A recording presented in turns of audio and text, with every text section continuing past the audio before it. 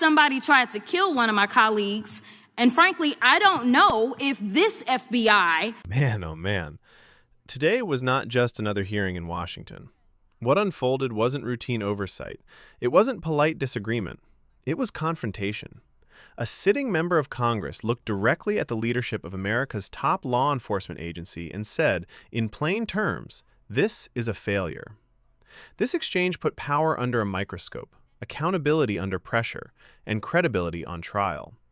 On one side, a Democratic congresswoman laying out what she described as a pattern of failure, misplaced priorities, and ignored threats. On the other, the FBI's current leadership, defending results, numbers, and mission success. And at the center of it all, a question millions of Americans keep asking: is the FBI protecting the public or protecting itself? Before we break this down, make sure you subscribe for real political breakdowns. Like this video if accountability matters, and comment below if you think the questions went too far or not far enough. Because this wasn't just testimony, it was a collision. Man, oh man, there has been so much today, and I truly don't know where to start. So I'm just going to make sure that we start off with a few facts. So a couple of facts that we need to make clear for everyone is that, number one, Director Christopher Wray, when he was appointed to be the head of the FBI, was appointed by Donald Trump. Now, I will agree that I definitely take issue with a number of decisions that Donald Trump makes, especially when it comes to the people that he decides to appoint to very important positions, including this one, because I did have to make sure that I wasn't going crazy.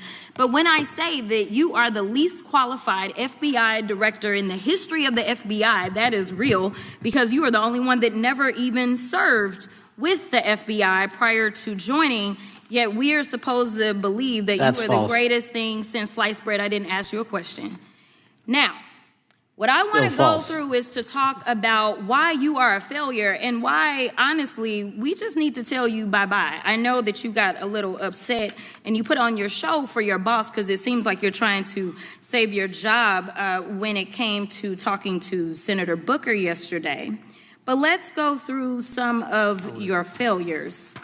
So before you were even confirmed, and I think one of my colleague from Georgia, pointed out that you are already targeting career officials so that you could direct illegal firings. Mind you, these cases that you were so upset about, which are the ones tied to Trump, the cases came through his handpicked FBI director. And frankly, when people sit around and say things like, oh, you know, we're happy because now we feel safe. I don't know who feels safe in this country except for the white supremacists, because I specifically as a black woman definitely don't feel safe. And frankly, my colleagues have been real nice to you today, and I applaud them, but I don't have the same demeanor because I know that multiple colleagues on this side of the aisle have faced death threats. In fact, somebody tried to kill one of my colleagues. And frankly, I don't know if this FBI or under your leadership, if those people would have been caught. I don't have any confidence in you. And if we start talking about the reasons that I lack confidence, we could start with you not just wanting to acknowledge some simple facts. Simple facts like the vast majority of the threats are coming from right-wing extremism. And I know my colleagues have tried to stress this, but I decided that I would maybe do it in a different way. Number one, I have a couple of UCs. Kim Buck, one of multiple Republicans receiving death threats for voting against Jim Jordan as House Speaker. Without objection. Another one, Republican lawmaker says she received death threats after voting against Jim Jordan in Speaker's race. Without objection. In addition, there was another one from another colleague who now is leaving Congress because they said that they were calling his wife anonymously and threatening her life to the extent that she ended up sleeping with a firearm. Without objection. Okay, so here's the deal. How are we supposed to have confidence when you're sitting up here telling the Senate yesterday that it will take you 14 years before you can get the FBI fully staffed to do their jobs. You're also now redirecting resources so that they can go and play ICE agents on the streets. You're getting rid of your most qualified people. And even when it came down to somebody that you consider to be a friend, you were posted up having some fancy dinner to the extent that you posted not only once erroneously, you posted twice erroneously as it relates to catching somebody. And then you want to go and say, let me take a victory lap. Because honestly, if it wasn't for parents deciding that they were going to turn in their child, it seems like y'all wouldn't have got there, even though he literally confessed online. So I'm confused about what it is that the FBI is doing except for trying to put on a show for the apprentice or whatever you want to call him.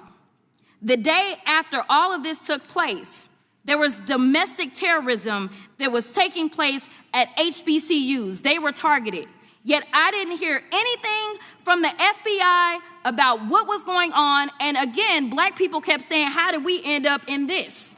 Because the numbers are so very clear that white supremacy is a problem. And honestly, I've not heard anything out of you today that makes me believe that you're going to do anything about the white supremacy problem. The one that is leading to children being killed, children being shot, as well as members of their community as they're worshiping in their churches. The time of the gentlelady has expired. If the gentleman would like to respond to any of that. Well, I'll respond. Kash Patel, as I said when I introduced him, public defender, former prosecutor, top staffer on the House Intelligence Committee, Deputy Director of National Intelligence with the National Security Council, Chief of Staff at the Department of Defense, and FBI Director. I think that's pretty good resume for the guy who's now running the top law enforcement agency in our country. And we've seen all the stats that he's given to the committee on how much better they're doing at getting the bad guys than the previous guy was doing. With that, I recognize the gentleman from South Carolina. Thank you, Mr. Chairman. Director Patel, I think you're witnessing some auditions, clickbait auditions for the Academy Award for my Democratic colleagues. We'll see how they fare as they're on MSNBC later on today. But do you care, before I launch into my line of questioning, to respond to Ms. Crockett from Texas on that very elaborate and theatric display? Here's what I've learned in my government service.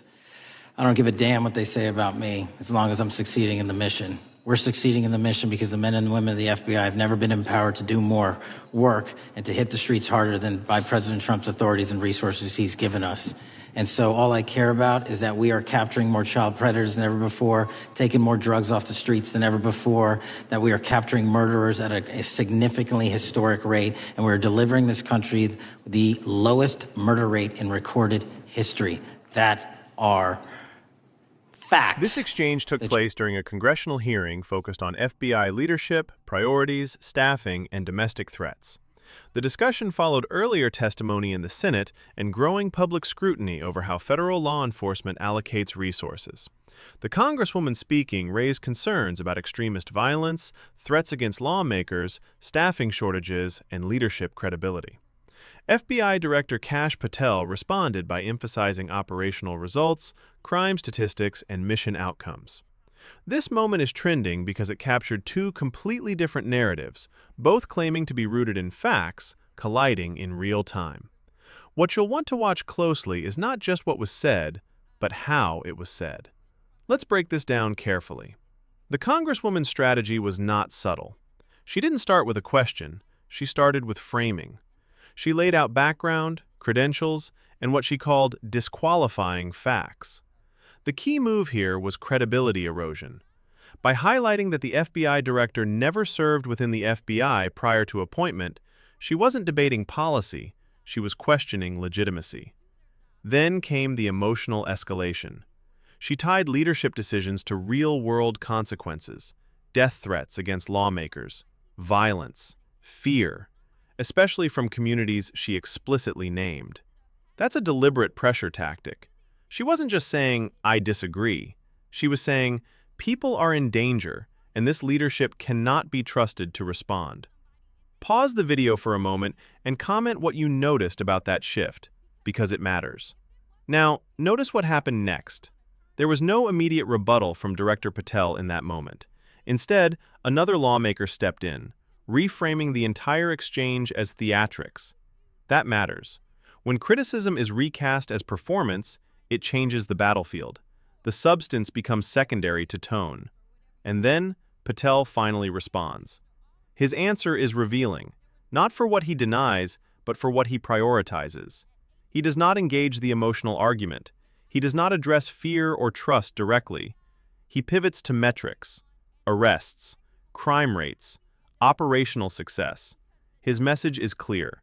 Results speak louder than accusations. From a power dynamics standpoint, this is classic institutional defense. Ignore the charge, assert mission success.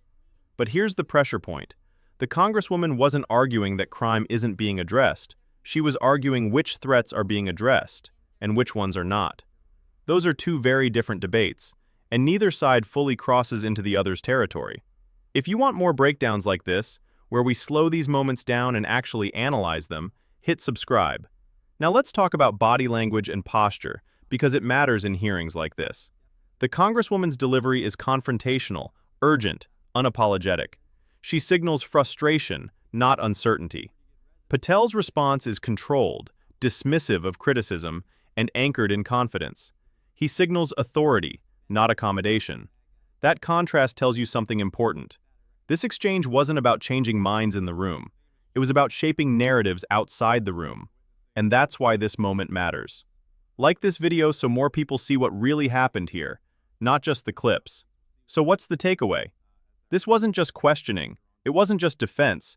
It was a test of credibility, a test of leadership, and a test of what accountability actually looks like when power is challenged in public. One side says the numbers prove success. The other says the fear proves failure. And the real verdict?